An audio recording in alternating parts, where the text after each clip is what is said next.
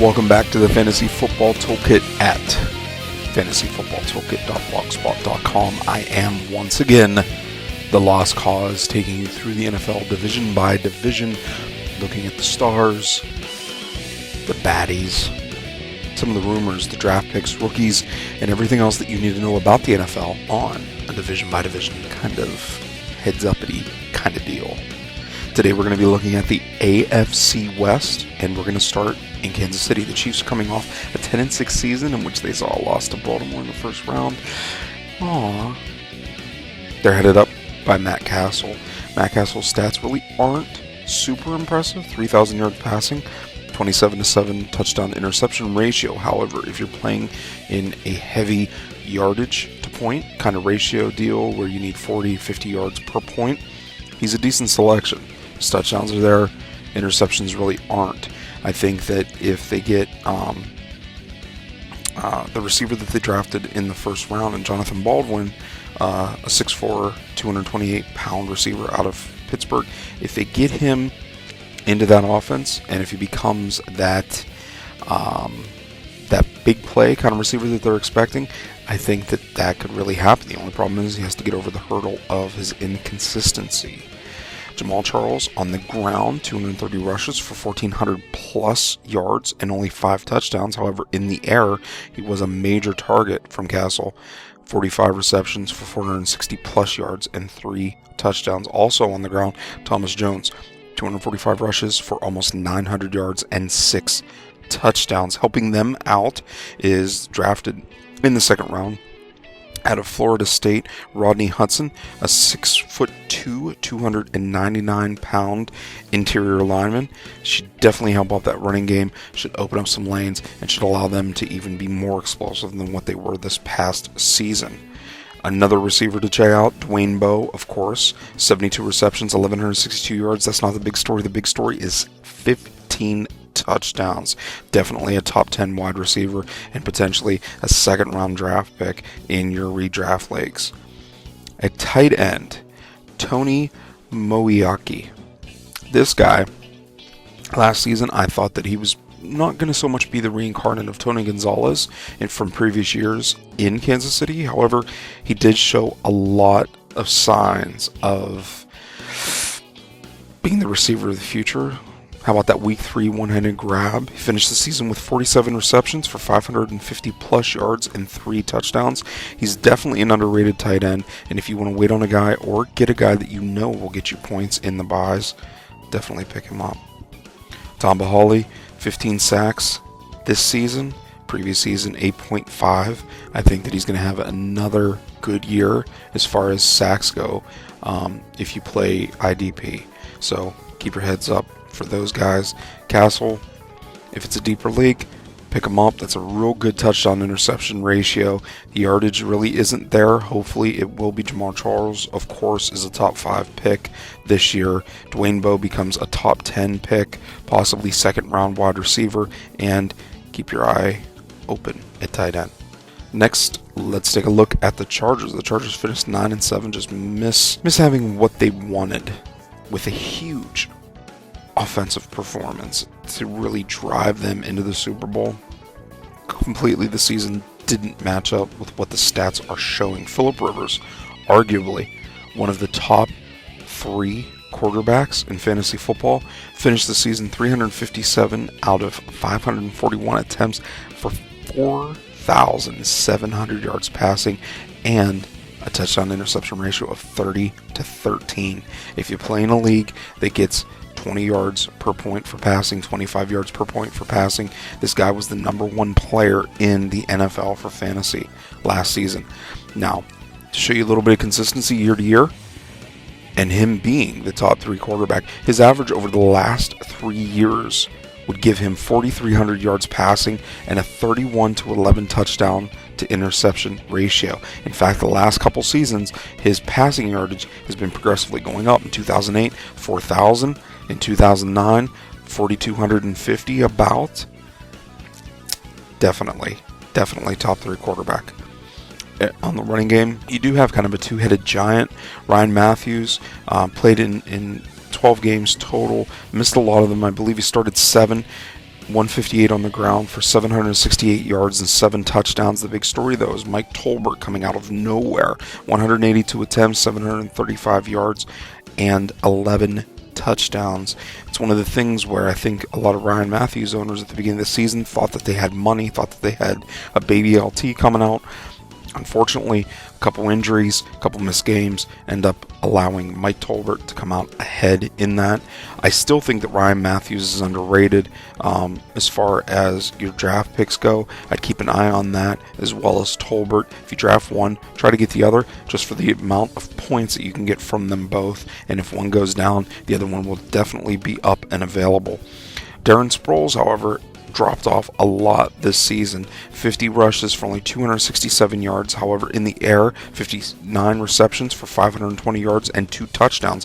What makes him the big game in San Diego, and what might make him a big draft pick, is if you get yards for returns. He had over 1,200 yards in returns.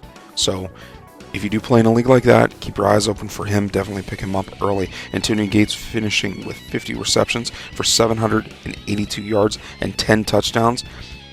Playing away from him, Malcolm Floyd, 37 receptions, 717 yards, and 6 touchdowns. And that brings us to a very, very underrated wide receiver going into the beginning of this year in Vincent Jackson. Franchise tagged, a little bit pissed off with the team, a little bit angry. I'm not siding one way or the other. However, prior to playing a really truncated season this last year, he averaged in 2008-2009 combined 64 receptions, 1,133 yards, and 8 touchdowns. Now, that's his average. If he'd have a full season, who knows what he would have had, especially with Rivers playing as well as he could have, maybe even pushing Rivers above the 5,000-yard passing mark. So keep your eye out for him. He's definitely someone to look out for. Another one in IDP leagues, Sean Phillips, 11 sacks. He had 7 each of the 2 previous years, including the past one. 1 interception, ran back for a touchdown. Next up, the abstaining Oakland Raiders, finishing 8-8 this past season. We're not even going to look at Jason Campbell. Unfortunately, his stats just aren't there. If he could put together a 3,200-yard passing performance, then we could discuss a little bit more about his touchdown-interception ratio. I think there's enough talent around the league that if you play in a 10-owner league, that you definitely do not need him on your team, no matter what he's playing against, no matter what you're thinking about his potential could be.